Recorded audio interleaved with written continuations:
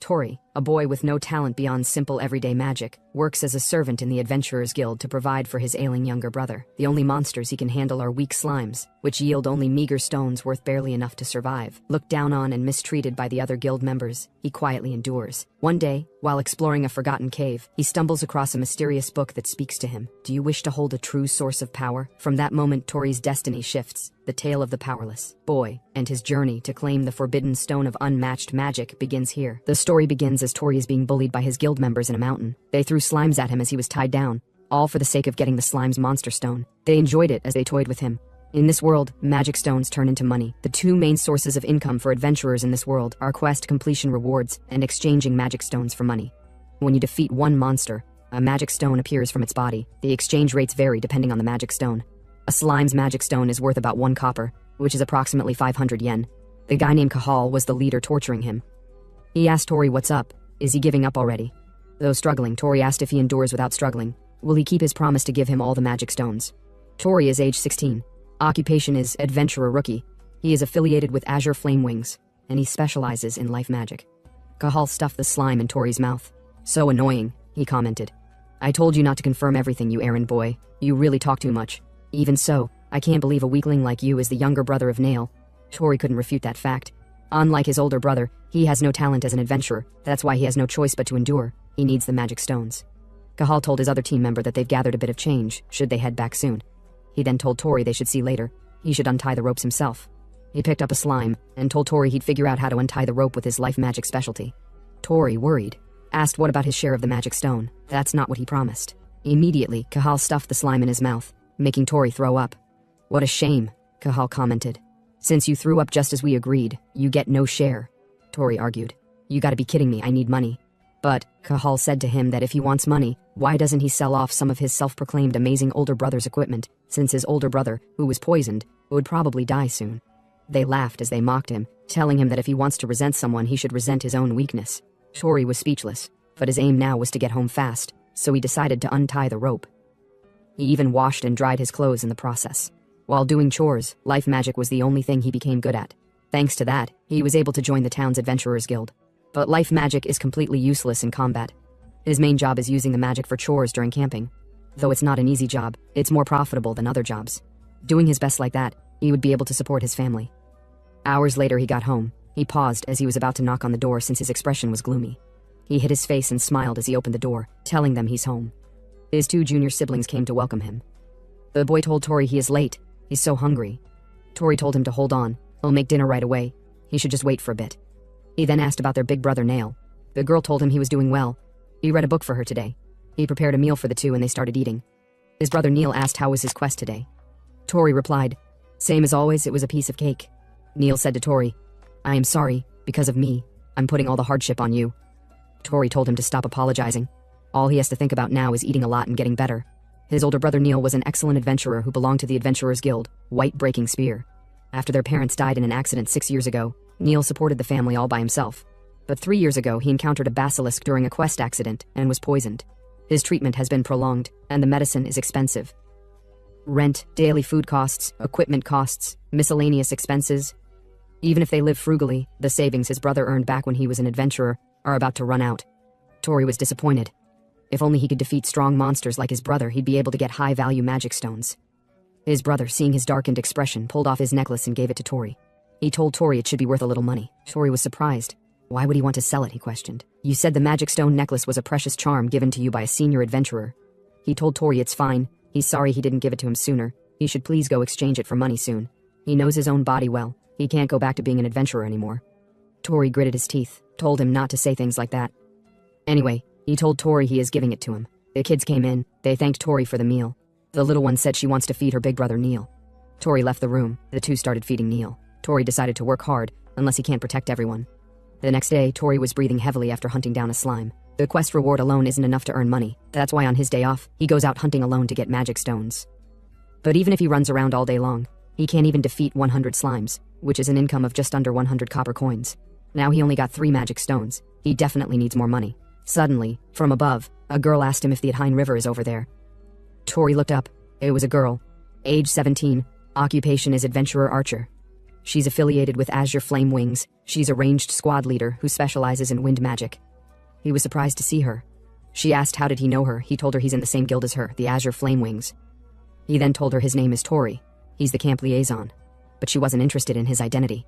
Tori knew that it's expected she doesn't know a low-ranking guy like him since she's the raid squad leader who was recently scouted. He then pointed the Adhine River location to her. He suggested she should go around since there's a swamp on the way. She thanked him. Tori was happy he talked to her. But then Cahal waved at her. He asked jokingly what is she doing on her day off. She replied she's just earning some small change. He stopped her as she was about to leave. Suggested they should go for a drink now. She told him no, maybe not today. But then, he held her bow, told her to come on, he'd treat her. Tori saw this. His busybody couldn't mind his business. He knew how pushy Cahal was, but even so, Cahal is the Azure Flame Wings guild master. But seeing that Mina is in trouble, he decided to do something. He saw the weakened slime on his leg, then threw it at Cahal, shouted for him to look out for the slime. Tori then flew and cut it before it could get to Cahal. The liquid splashed all over Cahal's face. Cahal angrily said to Tori, "What do you think you are doing, you bastard? Is this revenge for last time?" Tori realized Cahal will definitely kill him, so he ran away at full speed while Cahal chased him. Mina had no idea what was going on. Tori is definitely a strange kid, she commented. Minutes later, Tori was still running. He worriedly said to himself that he provoked Cahal without even thinking of what will happen next. He ran all the way to the back of the forest, wondering if he had finally lost Cahal. But then, he stepped on something and fell deep underground. Though he wasn't injured, he was surprised to see the place was full of human bones. He wondered if it's a dragon's nest or something. He couldn't believe such a place exists deep in the forest. Though Cahal won't follow him so far deep, he decided to find another exit fast. That was when he kicked a red book, but he had no idea what it was. He picked it up, realized it might sell for a high price. He tried opening it, but it refused to open. He wondered maybe it's stuck with glue or something. What a weird book. Though he's curious about what is written inside. If it won't open, there's nothing he can do. But then, as soon as his magic necklace touched the book, there was a reaction. A very intense magic fluctuation occurred. The book opened. Then gradually something started appearing on it. It was beard and a writing. Then came a voice. The voice cleared its throat and asked Tori if he can hear it. Tori panicked and threw the book away. He couldn't believe the book could speak. The book, on the ground, said to him, "The fact that you were able to open this book means you must be a very strong adventurer." He then welcomed Tori and told him he can call him Beard. Tori had a thorough look at the book. He wondered what kind of book it is. He has never seen a talking book before. He thought maybe it's some kind of dangerous book. The book asked Tori, by the way, who opened the book. Wouldn't he like to obtain a real magic stone? Tori asked, "What does he mean by that?" "Just as I thought, you don't know," the book commented. He told Tori that a real magic stone is called a magic crystal. If you want to obtain a magic crystal, he must faithfully replicate the method he has written in the book, since a magic crystal is worth 100 times more than a normal magic stone. Tori was shocked to hear this news, because if that's true, he can get his brother the proper treatment he needs. He paused, thinking he shouldn't trust what the book is saying. What if the book is some new type of monster? The beard then told him they should begin with Chapter 1. He shall now teach him how to obtain a slime's magic crystal. The most important thing for obtaining a slime's magic crystal is to not try to kill the slime, since slimes are very sensitive to killing intent. Sensing killing intent makes a slime agitated. If you get them agitated, the magic stone inside their body will be useless. So if you want to obtain a magic crystal, he must not let them sense his killing intent. Tori was dumbfounded since he has never heard such a theory before. With that in mind, the beard continued. He would also briefly teach him about the ecosystem of slimes. Just for starters, a slime is a monster that latches onto a person's face to suffocate them, then consumes them. A single slime's attack is simple and not much of a threat. However, being attacked by several at once is very dangerous. So he's going to use that to his advantage. Tori asked how will he use it to his advantage. The beard told Tori he would now teach him the simple 3-step method for how to obtain a slime's magic crystal. He told Tori the method, which made Tori throw the book away angrily, since no one would dare do something that reckless. He wondered what the hell is he doing letting himself get misled by some incomprehensible book. The whole crystal thing might just be a lie anyway. In any case, he picked up his sword to leave the cave first. But then, he stumbled upon a slime. To his surprise, there weren't just one, but a huge swarm of them. He swung his sword to take down the ones that were coming after him. He refused to die in such a place, because if he don't go home, there would be no one to make dinner. There would be no one to earn the money for his brother Neil's treatment. There would be no one to protect his family. Though he took down quite a number of slimes, he wasn't able to take them all. He was surrounded, being pounced on by the slime. His body felt heavy. He couldn't move, and at the rate things are going, he would be swallowed. Now his only choice was the book. He placed his hand on it and panicked, shouting at the book to tell him those 3 steps again, please. The beard told him, "All right, it seems you have made up your mind. The first step of how to obtain a slime's magic crystal is to get eaten by a slime." The book was surprised to see he was already being eaten by slimes. told Tori how diligent of him to already be putting it into practice. Tori told him to stop yapping and continue explaining. Before that, the beard questioned, "Have you already forgotten the pointers I just taught you? Slimes get agitated when they sense killing intent, so to keep them from depleting their magic stones, you mustn't let them sense your killing intent. First, you should get rid of your sword." Tori hesitated at first, but he knew he would die if he don't do anything, so he has no choice but to do as instructed. In order to go back home alive, he have to believe what the weird book is saying. He then threw away his sword. He decided to calm down while he's being drowned by the slimes. The beard told him that's good. Just like that, he should calm his mind and assume a pose that lets them do as they please. Now then, moving on. The step 2 of how to obtain a slime's magic crystal is to devour the slime. The slime is a monster whose identity is based on consumption. They would never imagine that they themselves would be consumed. Tori didn't hesitate. He started eating them, but then the book told him that wasn't exactly what he meant. The devour he used was just a figure of speech. He just need to deploy a storage item, or something similar, around his face where they're gathering. Tori was already getting out of breath. He realized struggling is no use. He can't breathe anymore, he is going to die. The book, seeing that he has given up, sighed. What a pity. This child wasn't the real one either. My dream would have to wait for a future era. But then, to the beard's surprise, Tori widened his mouth and started swallowing the slimes using the Storara spell, Storage. The beard was surprised. He deemed it interesting Tori was using life magic. Though it's a useless magic in a fight, Storara is a clever way to use it. He stood up, coughed, and shouted, saying he have already family waiting for him back home, that's why he can't die. He's definitely going back home. The beard laughed. He realized Tori's strength is the one born from conviction. More slimes charged at Tori. Tori panicked and asked the beard what's the third step, how can he obtain a slime's magic crystal? At this point he'd do whatever it takes to survive. But to his surprise, the beard told him the third step is to run away. The slimes that he failed to store are in a state of super agitation. They're dangerous, and their magic stones have gotten smaller, so it would be best to avoid a pointless battle. Tori immediately ran with all he have got while being chased by the slimes. Minutes later, he arrived at the top. He somehow managed to survive, all thanks to the book. But he was surprised to see that the beard is gone.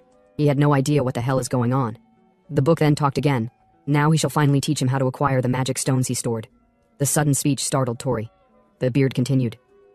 If a slime is not exposed to the open air, it cannot maintain its body's water balance. Once stored, they will turn into magic stones in less than 5 minutes. By now, the magic crystal should be ready. Tori told the beard he is trusting him for now.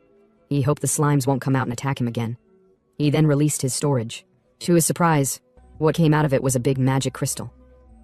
He couldn't believe he obtained a real magic stone in just 3 steps. One of it alone is worth 100 copper coins, just 2 of them would be more than his monthly salary. If one page could give him such an unexpected result, he wondered what the world is written on the next page. So he tried opening it, but it wouldn't open. He asked the beard, why won't the next page open? Beard didn't reply, he just said to him, well then, I'll look forward to the day we meet again, and so he wished him bye-bye. Tori was shocked. He told him to wait a second. He still have so many things he want to ask him, but there was still no response. He calmed down. He could see that the page he already opened can be read just fine, but the next page still wouldn't open, so he wondered just what is it that's required. He seriously don't get it. But thanks to the book, he got such a huge magic stone. If he cash it in, not only can he buy medicine for his brother, but maybe even clothes for Sasha and Liam too. He just want to eat a full meal for once. He put the stone back in his storage. He couldn't exchange it today because by now the exchange shop would have closed, so he'll take the magic stone to exchange tomorrow morning. He was very happy at his achieved feat today. He have never felt so happy before. Hours later he got home. He saw his siblings, Sasha and Liam, training. Sasha happily went and welcomed Tori. Tori asked if they were practicing magic. Liam replied yes, he want to be able to use magic at least like him. Sasha then asked Tori what did he do today. Tori thought about it, then told her he beat a slime and read a book. He refused to tell them he was chased by Kahal and nearly died. Liam told him it's rare to see him reading. Tori brought out the book. He happily told them he was reading it. The two had no idea what he was talking about since they couldn't see the book he was holding. Liam jokingly told Tori to stop messing with them. Tori himself had no idea what was going on, until he realized that the book was visible only to him. More importantly, Sasha told him to watch her magic. She picked up a stick and chanted ignition. It activated fire, but it wasn't strong enough to light the wood. She was surprised it didn't work since it worked just a moment ago. Tori decided to show her how it's done. He then activated ignition and lit the wood. Liam praised him for being really good at life magic. Tori apologized for not showing them more since he only knows life magic, but then he told them to look. He'd show them something amazing he got using life magic. Tori looked around. He could see there was no bandits around. He then released the item in his storage, and it shone brightly. Not knowing 3 guys were already attracted by the light. The 2 were surprised to see such a big stone. Liam asked where did he find something so big, but then the 3 guys approached them. Tori was shocked to see them. He never expected they were hiding, and it looks like Kahal isn't among them since they're always together. The fat guy asked Tori where did he steal something like that from. The other laughed. Just because you're broke you resort to stealing. Ugh. Tori told them he found it in the forest. The big guy told him to stop saying shit. If a huge gem was in the forest, they'd have found it already. He then told Tori they should check it properly. He should show it to them. Tori, flustered, told them it's really not that a big deal. The fat guy told Tori to just show it to them already as he stretched his hand to take it. Tori pulled his hand back. He never expected today, which he thought will be a good day, to be bad. He could see his siblings' shaky hands and shocked expression. He wanted them to think today is a good day too. If that's the case, he decided not to give them the magic crystal. They were all surprised as he put it inside his storage. The fat guy asked him if he is deaf. Didn't he hear what he said? Tori held his sister tightly and said to himself, there's no way he would give the magic stones he got by going through hell. He then tried taking out his sword, but he couldn't find it since he threw it away when he fought the slime. In that case, he whispered to Sasha and Liam that he's going to run for a bit. Immediately he extinguished the fire, plunging the place into darkness, and he told his siblings to run away. They did as instructed. The big guy became furious, activated acceleration, and punched Tori down, the book scattering from the bag. The big guy clenched his fist and asked Tori if he's trying to escape by using the darkness. But that's just a monkey trick. The two kids stopped to check on their brother, but Tori shouted at them to just go already, that he would be fine, so they should get home first. What a cool big brother, the big guy commented, as he punched Tori multiple times. You're weak, but you're still putting on airs. While enduring his punches, Tori activated illumination. The bright light shone, blocking the big guy's sight. Tori then decided to run away with the opening, but the other guy activated playful vines and trapped his siblings' legs. The guy told Tori it was nice and dark, so why would he make it bright? It's like he's saying, please catch me. Tori charged back to save his siblings, but the guy told Tori to stop. He controlled the vines to tangle his sister. Tori shouted at them to stop. The guy told Tori it depends on what he does. If he doesn't hand over the jewel fast, his cute little sister's face is gonna get a scratch. Tori shouted worriedly for the guy to stop. The guy activated water sphere and shot it at Tori. Tori tried using drying to stop it, but it wasn't really effective, and he was blown away. But he refused to give up, so he activated ignition. The guy immediately used rain to quench his fire. He asked Tori what he's been doing. He can't possibly win with something like life magic. The other guy laughed while stepping on Tori, saying, you should know even a kid could use something like life magic, you're so pathetic. The other guy told him he's stupid for picking a fight with them since he could only use life magic. As they continued stepping on Tori, he said to himself that he was too excited when he got the magic stone, and he definitely can't win against them. It's not like a good day would conveniently come for him. He then activated his storage and released the stone. It rolled to the ground, all the way to where the book was. As soon as the magic crystal touched the book glowed. Then Beard spoke. It seems like you are in a tight spot. Now then, the next chapter is 2. I will now teach you combat methods using magic crystals. Tori never expected the next page to open right now. Beard told him that the first step to use combat methods by using magic crystals is to cast a spell on the magic crystal. Tori asked him what does he mean. He explained, you know what happens when you pour a different mana flow into compressed mana, right? The fat guy then bent down to pick the stone. He was amazed at how big it was and was certain it would sell for a high price.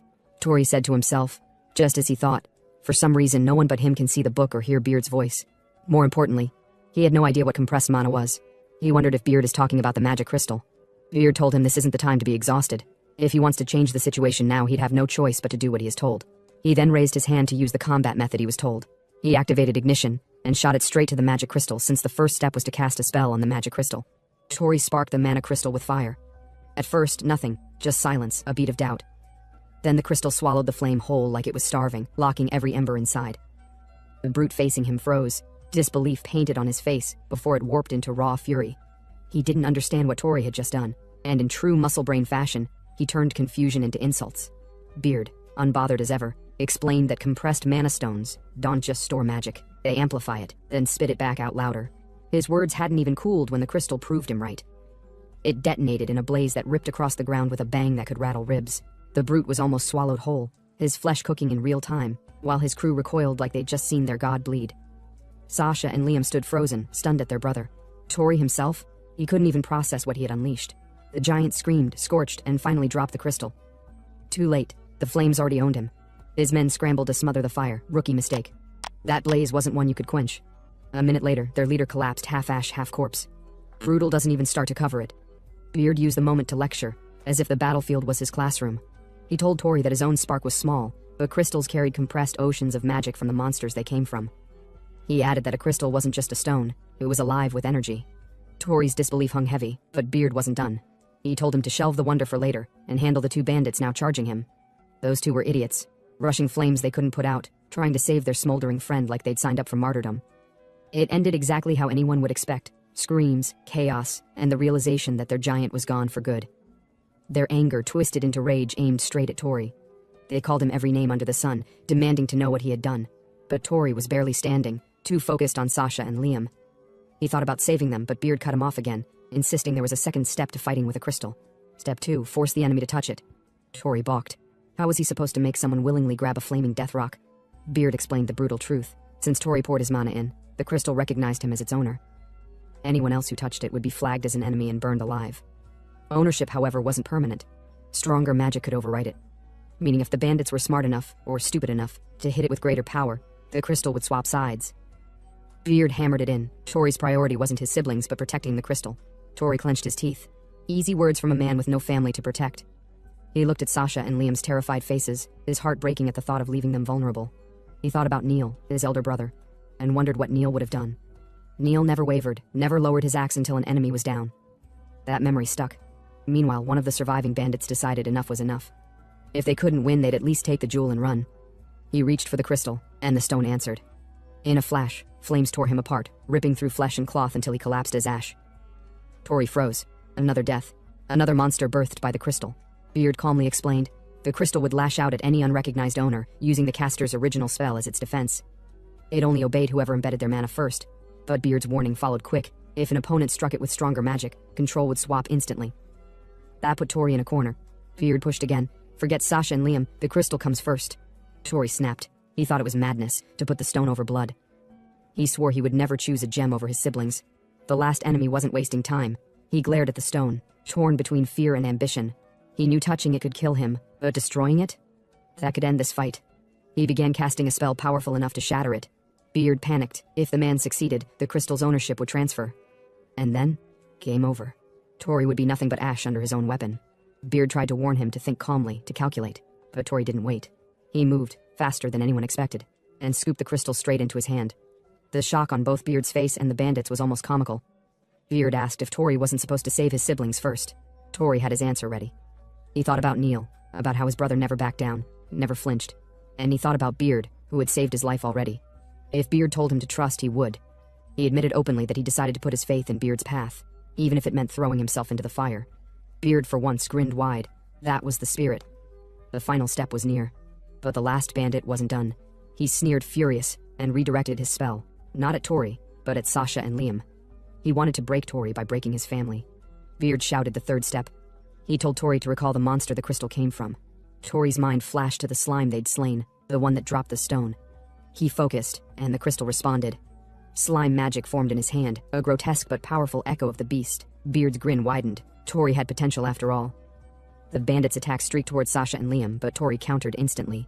The slime magic erupted, swallowing the enemy's spell and backfiring it. The force threw the man across the ground like a rag doll. Sasha gasped in awe, calling her brother amazing. Tori himself stared at his hand, stunned at what he had just done. This was slime magic, raw and real, straight from the crystal. The bandit groaned in the dirt, broken and bitter. He demanded to know what kind of sorcery Tori had unleashed. Tori didn't answer. He only looked down on the man and wondered why he had ever feared someone this weak. The fear he once held evaporated, replaced by disgust. Cornered, the bandit began chanting his strongest spell. His voice cracked with desperation as he summoned a technique he called Finisher, playful banquets. Power surged and he hurled it at Tori. But by now, Tori stood unfazed, surrounded by conjured slimes. They absorbed the blast and shredded it apart like it was nothing. The enemy screamed, frustrated, furious. He couldn't understand how his might was failing against someone like Tori. Beard's voice cut through the chaos, calm but sharp. It was time, he said, for the final step. Beard laid out the truth. Tori now understood the basics, but true mastery meant creativity. If he could imagine it, he could shape it. Beard even hinted that if Tori ever got his hands on a dragon's crystal, dragon magic itself would bow to him.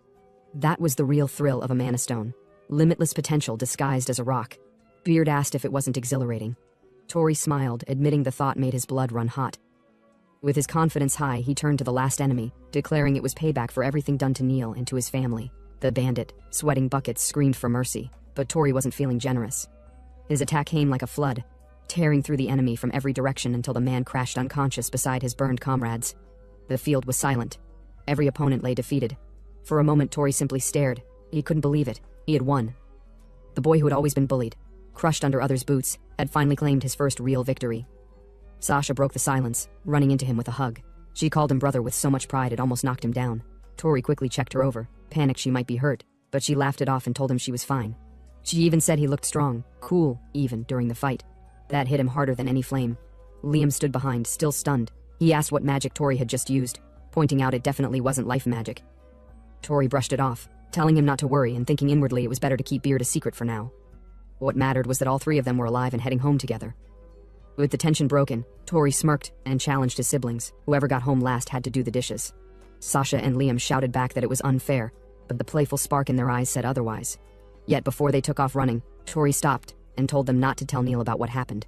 Liam asked why, but Tori reminded them Neil had forbidden fighting outside. Better to keep today between the three of them. Sasha and Liam agreed, sealing the pact. Except Sasha lasted about 30 seconds. The moment they got home, she shouted their return and immediately started spilling everything. Her brother's magic, the fight, the crystal. Tori had to clap a hand over her mouth mid-sentence, muttering that nothing happened. But then his eyes caught Neil, not lying in bed like he should have been, but standing. Panic gripped Tori. He begged his elder brother to rest, but Neil admitted he had been worried when Tori came home late. Worse, Neil noticed his brother's injuries. He asked if the day's crystal gathering had been that brutal. Tori admitted it had, apologizing. Neil tried to reassure him, but his own body betrayed him. His legs gave out and he collapsed. Tori's heart lurched. He ordered Sasha and Liam to help Neil back into bed, insisting their brother needed to rest more than ever. Dinner followed quietly, then baths, then sleep. But Tori didn't rest. He lay awake, staring at Neil, whispering inwardly that he couldn't tell him the truth. Neil already carried too much. Instead, Tori pulled out the book. Its secrets still gnawed at him. Only one page had opened, the day the necklace touched it. Tonight that memory returned. He glanced at the necklace around his neck, wondering if the connection was real. Then Beard appeared. Out of nowhere, as always. Tori nearly screamed, scrambling to check if he'd woken his siblings. Luckily, they slept on. He hissed at Beard to stop popping up like a ghost in the middle of the night. Beard waved it off, saying he only had a supplement to add. Annoyed but cautious, Tori slipped outside to talk. Under the night air, he warned Beard not to appear so suddenly again.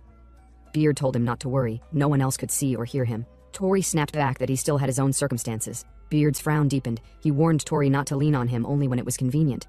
Still, he moved on. He explained that from now on Tori would gather many more crystals, but adventure required money. Without it, he was stuck. Tori asked if Beard meant selling the stones. Beard confirmed it, reminding him that since Tori could now acquire crystals like the slimes, he didn't need to hoard this one. He'd already grown stronger even than yesterday. The words shook Tori, who hadn't even realized his own growth. Beard left it at that, vanishing with a casual goodnight, leaving Tori sighing at how selfish the man could be. Still, Beard had a point. Money was necessary. Tori decided he would take the crystal to the exchange tomorrow. Morning came. Tori put his plan into action, disguising himself with whatever scraps he had. An old helmet, a cotton beard, and rags so worn they screamed retirement plan. His hope, that no one would recognize him as just a camp helper suddenly bringing in rare crystals. When he entered the exchange, whispers immediately followed. Adventurers muttered about the strange old man. Maybe he was selling his stash for retirement money. One even mocked that he probably had nothing but worthless stones. Tori smirked inwardly. Perfect. Let them underestimate him. He placed the crystal on the table with confidence. The room went silent. Eyes bulged. Gasps spread like fire. Someone shouted for the manager, demanding to know what kind of stone this was. Others wondered if the disguised old man was actually a legendary adventurer. They had never seen a crystal of that size or power before. Tori crossed his arms, savoring the shock. He asked them which was moldy, the stones, or their eyes. In this world, if they look down on you, they'll never buy what you're selling, no matter how rare it is.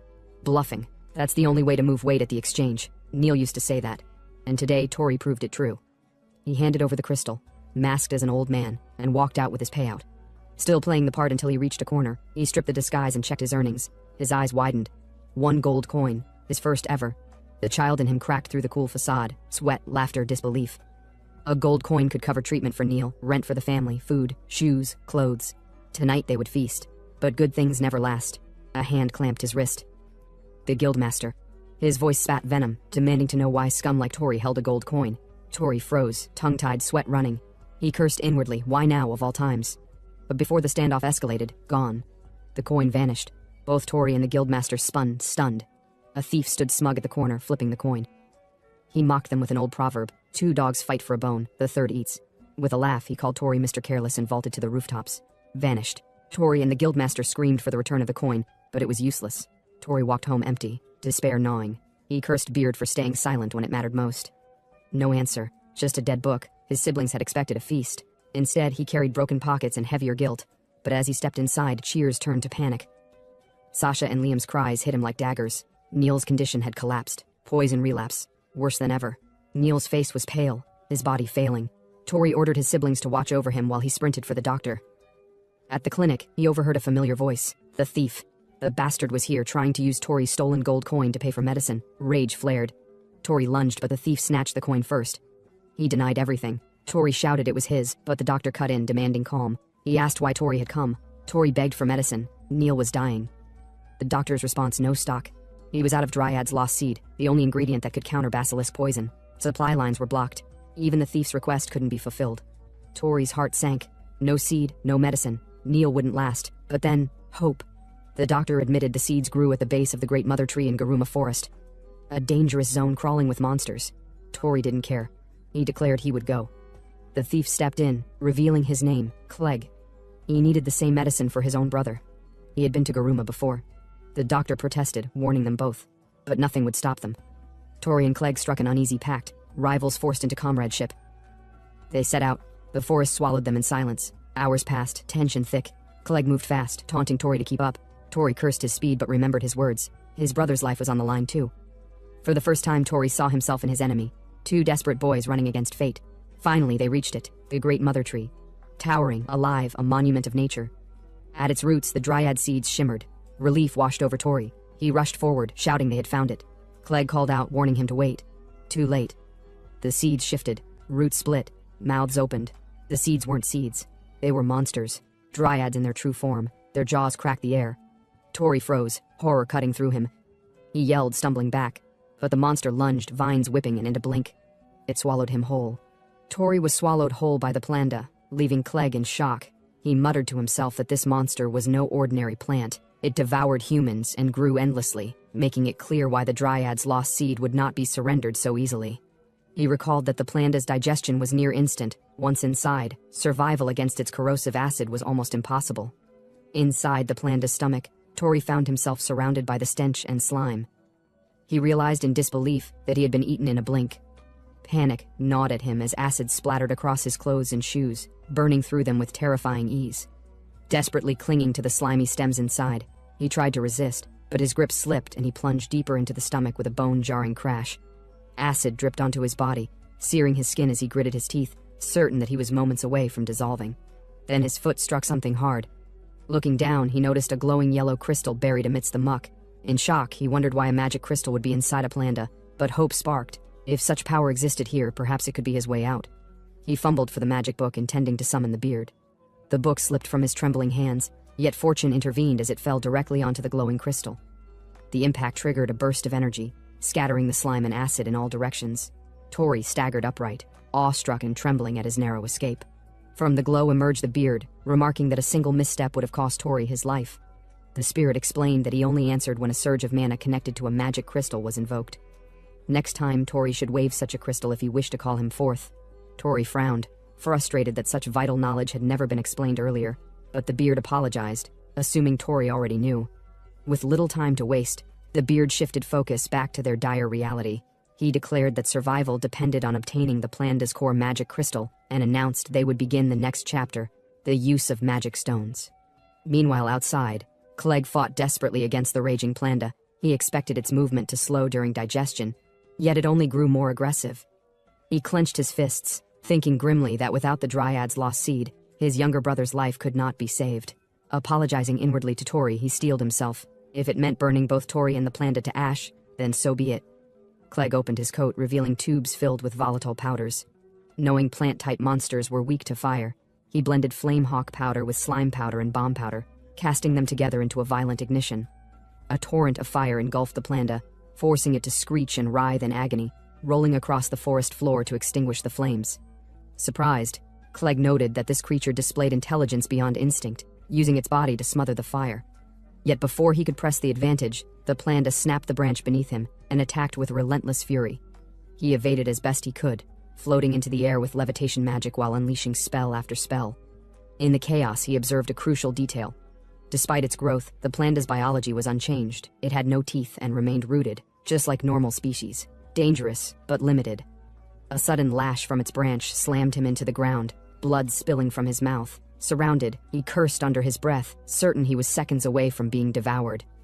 Then the planda began convulsing violently. Clegg, bewildered, recognized an opening. Summoning his last reserves, he combined panther powder with wolf powder, unleashing an explosive counterattack. The planda's stems twisted against each other, tangling itself in its own frenzy. Clegg struck again, mixing poison seed powder with moth powder and acid bee powder, launching the concoction into the monster's nerves. The attack withered several branches, but the planda still stood, refusing to die. He sighed bitterly, realizing the creature was tougher than expected. Slowing it down was all he could manage. Just then, a voice echoed from within the planda, thanking him for holding it off. Clegg froze, recognizing Tori's voice. The planda bulged and swelled until it erupted in a violent explosion. From the blast emerged a cocoon, which drifted gently to the ground. Clegg's eyes widened in disbelief as Tori stepped out, stripped bare by the acid, yet alive and clutching a crystal. He announced with shaky relief that he had nearly been digested but somehow survived, now holding the planda's core magic stone. The air between them grew tense, as Clegg stared silently. Tori tensed, suspecting Clegg might try to take the crystal from him, as it often happened in the past. But instead, Clegg asked coldly whether that truly was the planda's magic crystal, and demanded to know how Tori had obtained it inside the stomach. Alarmed, Tori realized he had no safe answer. His instincts screamed that if he admitted too much, Clegg would wrest the stone from him by force. Thinking quickly, he deflected, insisting they had no time for questions. What mattered now was retrieving the Dryad's lost seed before Clegg's brother's life slipped away. Without hesitation, Tori gathered the seeds scattered on the ground, clutching them tightly as he declared that with these, his brother could yet be saved. In the next scene, the doctor had finished preparing the medicine using the Dryad's seed. He carefully fed the potion into Neil's mouth and remarked that the boy's survival now depended on his stamina. The cure should work, but only if Neil's body endured the strain. At those words, Tori released a long breath of relief. For the first time since entering this nightmare, he felt a flicker of hope. Later, he stepped outside carrying a small portion of the remaining drugs. Handing them to Clegg, he explained that this was all he could prepare for now, and the rest would have to wait. Clegg accepted the medicine with a sharp glare that made Tori sweat nervously. He braced himself, already guessing what Clegg truly wanted to ask.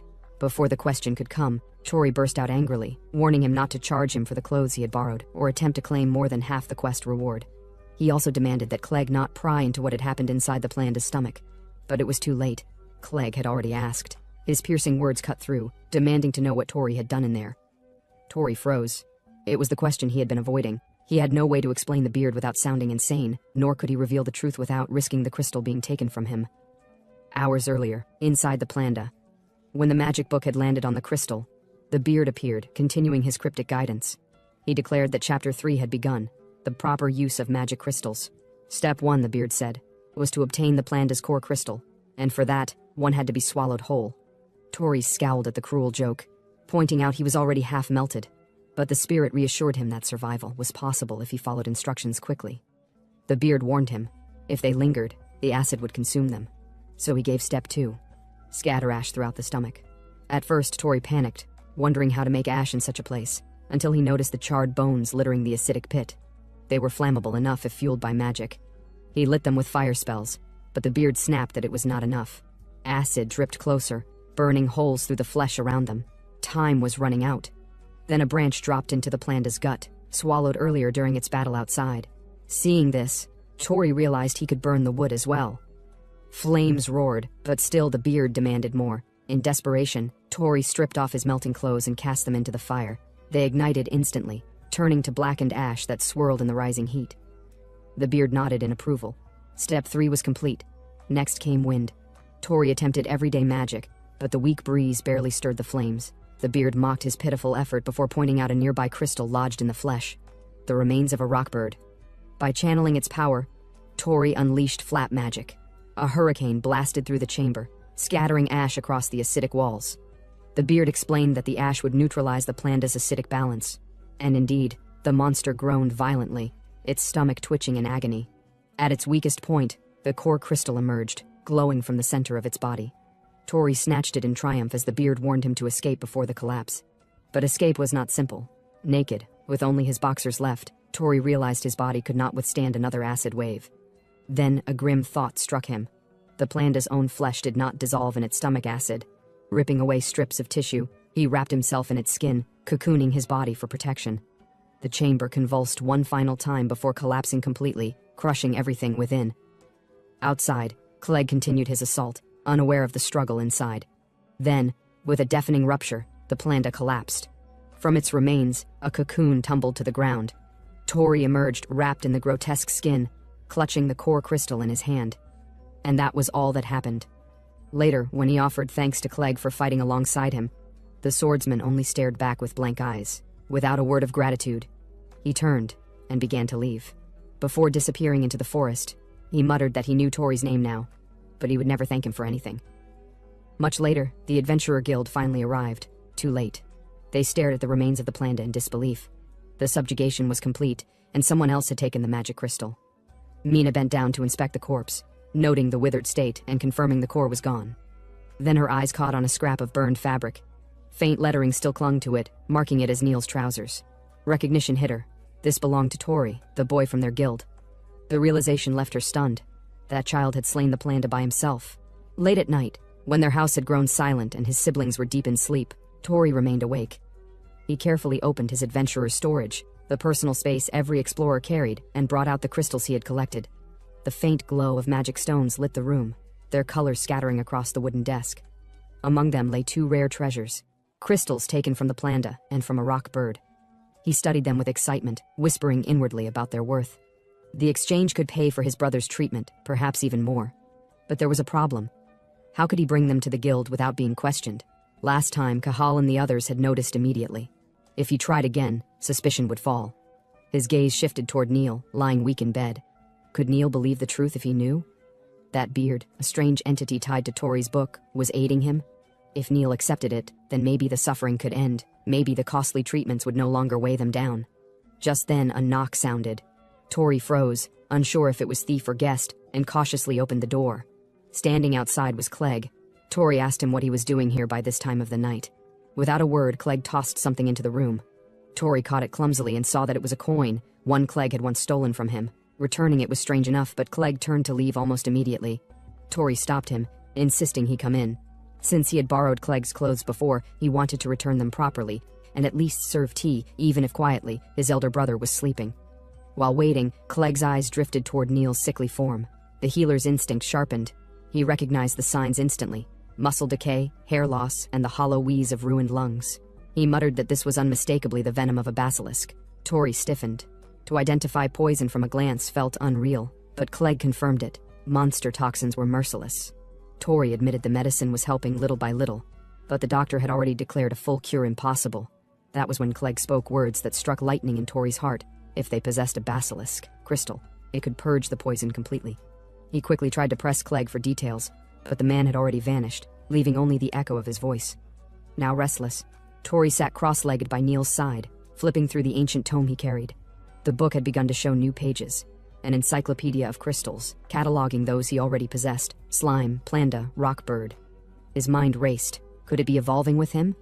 From the pages, Beard suddenly manifested. Tori flinched, tossing the book across the floor, but Beard only laughed and urged him to record the crystals into the encyclopedia. Knowledge, he said, would unlock itself as Tori inscribed, and more importantly, there were hundreds of such crystals in the world.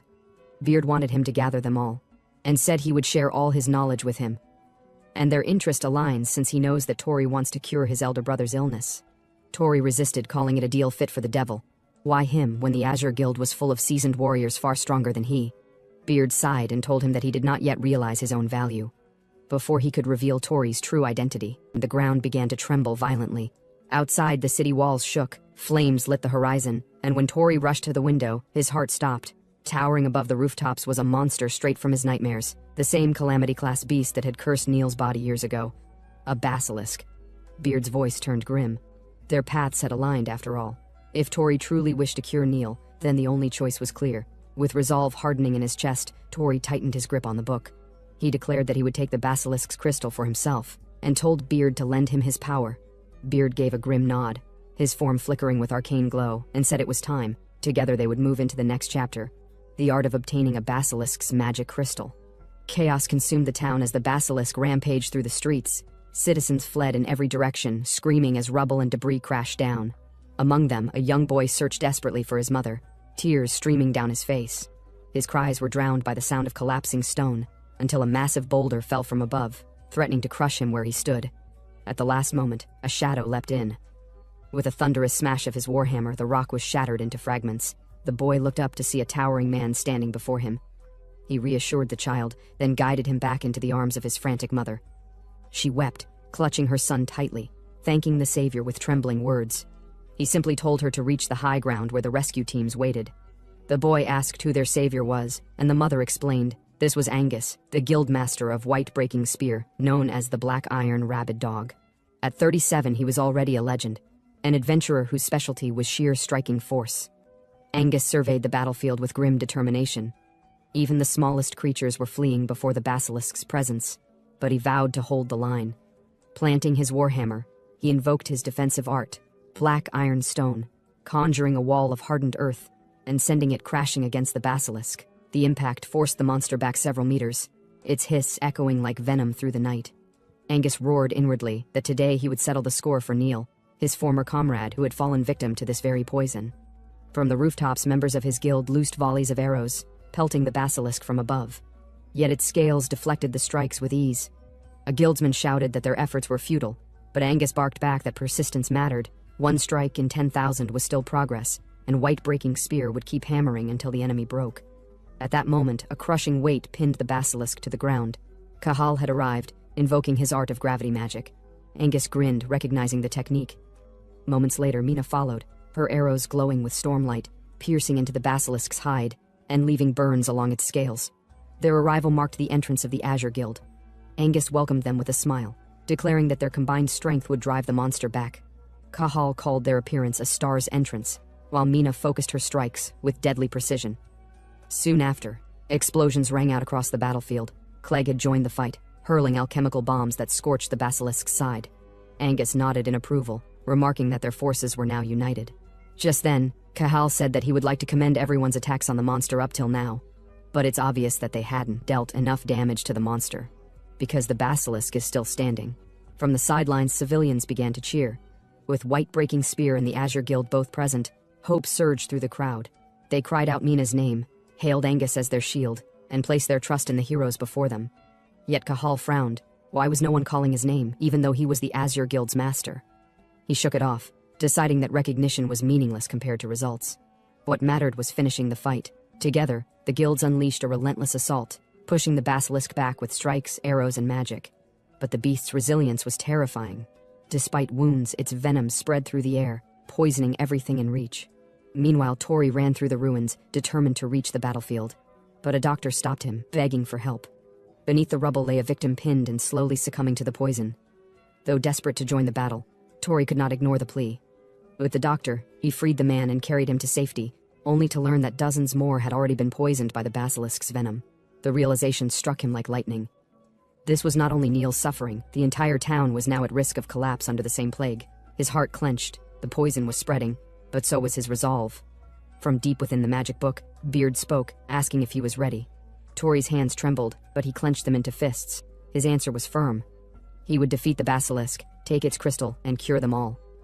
Angus stepped forward with a sharp breath, rallying his strength as he faced the towering basilisk. The creature loomed above the group, its scales sparking under the rain of attacks. Angus planted his stance and called for the others to move, ready to engage. The squad unleashed their spells. Cahal fired bursts of destructive magic. Mina's arrows formed guided patterns in the air, and Clell struck with precise elemental force. Their combined attacks crashed against the basilisk, lighting the battlefield in shifting colors. A surge of energy erupted from Kali, who pushed forward with a concentrated spell. The force collided with the creature, exploding upward in a burst of light, yet the basilisk held firm, barely phased. Tori watched the exchange with unease. He noticed the way each strike faded against the creature's scales, prompting him to question their effectiveness. Mina, after assessing the impacts, realized the same. Their blows were landing, but none were getting through. Cahal paused, suddenly aware of the strain in his body. His magic consumption remained unchanged, as if his power had been restrained this entire time. The thought unsettled him, raising the question of what Angus had been holding back or blocking until now. Angus tightened his grip on his weapon, determined to protect everyone even if he had to take the lead alone. For a moment he sensed something off, an odd resistance building around him, like his mana was being drawn into a single point. He broke from the thought and pushed forward, abandoning hesitation. His roar carried through the chaos as he launched a full-force attack on the basilisk. The impact detonated in a violent flare, striking the creature's body with raw power. Shockwaves tore across the area, yet the basilisk only writhed briefly before recovering, its scales flashing with renewed fury. Tori's eyes widened as he watched the monster retaliate. The basilisk opened its maw, a toxic glow forming deep inside. Its breath condensed into volatile acid before it unleashed a concentrated blast toward them. Mina was caught in the surge first, the venomous force striking her and sending her tumbling back. Cahal rushed toward her, only to be hit by the same spreading wave that clung to his skin like burning smoke. The poison spread rapidly, pushing the fighters back. Mina struggled to stay upright, while the lingering haze wrapped around her. Kale, sensing the danger, shifted her stance and pushed forward, attempting to halt the force with her magic. Yet even she was forced back by the overwhelming pressure. Tori watched as Mina staggered, her arm marked by the basilisk's corrosive hit. He moved to steady her, but the poison clung stubbornly to everyone in its reach. Around them, several others collapsed, their bodies shaking from the spreading toxin. Angus braced himself, gritting through the growing strain. The realization struck him that everyone was beginning to succumb to the basilisk's venom. He tightened his jaw, refusing to fall while others still stood behind him. The spreading poison reminded him of the moment Neil's power had been taken away, an image that weighed heavily on him. The memory pressed into him like a wound that hadn't healed. Neil had carried the hopes of everyone. Clull's voice snapped him back to the present. Angus reacted instantly, shifting his body aside just as another blast passed through the air, grazing where he had stood. Angus steadied himself and faced the towering creature again, the basilisk's glowing maw readying another strike. He planted his feet and raised his weapon without hesitation. Even the small creature by his side barked sharply. Sensing the danger, he pushed forward again, refusing to remain back. The poison clung to him, but he kept moving. His position, however, placed him outside the defensive formation the others had created. Vines burst upward as one of the mages activated their magic. The twisting mass surged toward the basilisk's attack, clashing against the venomous blast with a violent burst of green light. The impact shook the ground, scattering debris as Angus watched the clash unfold. Tori steadied the glowing core in his hand, gathering the last of his strength. The magic within it pulsed sharply as he called on the vines again. The creature writhed as vines wrapped around its massive body. They tightened and pulled, restricting its movement while its scales cracked beneath the pressure. With a furious twist, the basilisk forced its body upward, its core swelling with an ominous crimson glow. The energy burst outward, releasing a violent flare. The basilisk's body expanded with a fresh surge of power, its shape shifting into a stronger, more vicious form. Pressure rippled across the battlefield as the monster's strength multiplied. Tori reached into his storage magic, drawing out a golden core. Power swirled around him the moment he touched it. He lifted his hand and activated the stored spell, letting the energy flow through him without hesitation. A sharp wind formed at his feet, rising in a spiraling rush. Wingbeat magic surged upward, sweeping the poison clouds aside. The wind exploded around him, clearing the air as he directed the force straight toward the basilisk. The others stared as the spreading toxin was blown away. Cahal watched in disbelief, struggling to process the sudden shift. Mina, held steady by him, blinked at the sight of the clearing battlefield. Even Clull paused, her attention locked on Tori as recognition surfaced. The sight of Tori awakened an old memory buried under years of regret. Angus recognized the stance as well, his voice falling silent as he watched the boy below. Angus thought he had seen Neil only to realize the truth a heartbeat later. Tori's energy, not Neil's, was sweeping across the battlefield, yet the resemblance was sharp enough to unsettle him. Tori reviewed the guide on restraining the basilisk and confirmed the first step had already been handled. Determined, he focused his magic again, refusing to let the creature's poison spread any further. His resolve sharpened as he aimed for the magic stone crystal, intent on claiming it himself. The notes in the guide backed his plan, and he used them without hesitation. Cahal and the others watched him, confused by his unusual magic. Some recalled how he had been experimenting with new techniques recently, unsure what he was becoming capable of. Mina and the others called out to him, concerned by how far he was pushing himself. Angus approached each other amid the chaos, briefly recognizing the connection between the boy and Neil. Angus noted how much Tori had grown, surprised by the strength he now displayed. Clay rushed over, worried about why Tori was involved in a fight this dangerous. Tori reminded he had become an adventurer as well, part of the same guild Neil once joined. That detail caught guard, linking their paths more directly than she expected. As Angus stepped in, Tori recognized him. Angus acknowledged the wind technique Tori had used earlier, admitting it resembled his own. He thanked Tori for holding back the basilisk's assault, and called his approach solid. Angus then ordered Clegg to help the poisoned victims, and insisted Kel go with him for safety, pushing them both toward the rear. Tori noticed the small dog nearby and paused, briefly distracted. The animal trembled in fear, its condition showing how widespread the poison threat had become. Even so, Tori focused on more than the battle itself, weighing the safety of everyone around him while standing ready to continue the fight. Tori watches as Angus steps forward, his silhouette swallowed by the rising dust. The basilisk lashes out, roaring as its vines thrash, Clull's eyes narrowing as she reads the rhythm of the fight. Tori hears her call out to him, telling him she's on his support, and he freezes for a heartbeat, surprised expects anything from him at all. He stares at the glowing skill page as the voice in the notebook laughs, amused by how interesting things are getting. It reminds him, if Angus kills the basilisk now, the magic stone crystal inside it will be lost. Tori panics, demanding to know what happens next, but the book answers calmly. Extraction requires a precise procedure, and only one person can do it, the one who can hear its voice. Him. The realization hits him hard. If he fails to claim the basilisk's magic stone, Mina will die from the poison. Images of her fading flash behind his eyes. He has no choice. He steadies himself as the book flips to the next instruction, step 2. Peel off its scales. That alone, it warns, will be the hardest part. The basilisk recoils, trembling behind a shimmering magical barrier. The book explains that some kind of defensive magic wraps the creature, reflecting any spell used on it. The restraints won't hold much longer. Tori's pulse spikes. The creature tears through the vines restraining it and slams the ground, shaking the battlefield apart. Angus curses, bracing himself as the fight spirals out of control. Cahal shouts that the vines were supposed to be thick enough to hold anything. Clell realizes the situation is turning bad. As for now, treatment of Mina is still going on, but it's only temporary. Mina said that that's enough. They couldn't let the basilisk advance any further. Down below, Angus roared through the chaos, hurling himself forward with raw force. He called the others bastards and ordered them to unleash everything they had. Magic and arrows rained upward as he slammed into the serpent's towering form. The basilisk shrieked, poison bursting from its fangs in a violent spray. Every strike the adventurers threw at it bounced off its shimmering scales, the magic scattering uselessly across the air. Tori's eyes widened. None of their attacks were working. Angus fought through the poison storm, spitting curses as he forced his way closer. But even he faltered when the beast pushed back with crushing weight. Tori flipped open the magic guide again, panic stiffening his fingers. If magic failed because of its defensive enchantment, then peeling off its scales was the only way. Any non-physical magic could work, as long as it wasn't the basilisk's elemental strength. He dug deeper. The power inside a magic stone crystal wasn't singular. The book's inscriptions hinted at hidden spells buried behind the main one. There had to be something more than just the bird magic listed on the page. As he read, the guide's voice echoed gently through the words, reminding him why they had formed a pact at all. He wasn't chosen for brute strength. He was chosen because he never gave up, because he had the stubborn drive to turn imagination into reality. Tori stared at the battlefield, breath tight. A person who could imagine a path to victory in the face of impossible odds was stronger than anyone, and now it was his turn to imagine. Ever since meeting the guide, Tori had pushed far beyond what he once believed he could do. The memories flashed through him, spells he shouldn't have been able to use, near-death moments he survived only because the book allowed it. He exhaled slowly and lifted the glowing core. If imagination could become real, then he no longer had to fear the basilisk's defenses. He tightened his grip, channeling every thought into one purpose. With this, he told himself, he could reshape the battle. Fragments of memory flashed again. The moment he was devoured by the Eats Planta plant, the acidic chamber that nearly killed him, the desperate spell that let him survive. The guide's voice reminded him of the lesson buried in that memory. He remembered. A green circle bloomed above his hand, runes spinning like blades. Acid magic surged outward, forming serpentine currents that hissed with corrosive force. The spell struck the basilisk. Its scales sizzled and warped under the acid's bite, melting layer after layer. The monster writhed violently, its shriek cutting through the night. Adventurers stared in shock. Cahal recognized the plant spirit instantly and shouted its name in disbelief. Others backed away, stunned that such scales could melt at all. Angus's expression shifted from surprise to something like pride. Now he understood where Neil's brother had been hiding all his strength. The basilisk thrashed as acid tore through its armor. Clouds of steam burst around it. Tori stepped forward. To him, Eats Planta was nothing more than a monster meant to dissolve other monsters. Acid was its language, corrosion was its purpose, and now, so was his. The guide murmured its approval, calling his idea good imagination, praising the resolve that carried him this far. The next instruction followed immediately, pushing him into the final stage. Step 3. Sever the basilisk's head. Tori stared upward. The monster's neck towered above him, its head swaying high out of reach. Doubt flickered for a moment, but the guide mocked the hesitation, reminding him he hadn't come this far to freeze now. He tightened his grip and ran, climbing the broken structure beside him. Each step shook beneath his feet, yet he forced himself higher. He reached the top, drew his blade, and considered using the shock spell again. The sword vibrated with stored energy. He unleashed the strike, only to recoil in pain as the force rattled through his arms. His own power nearly knocked the weapon from his grip.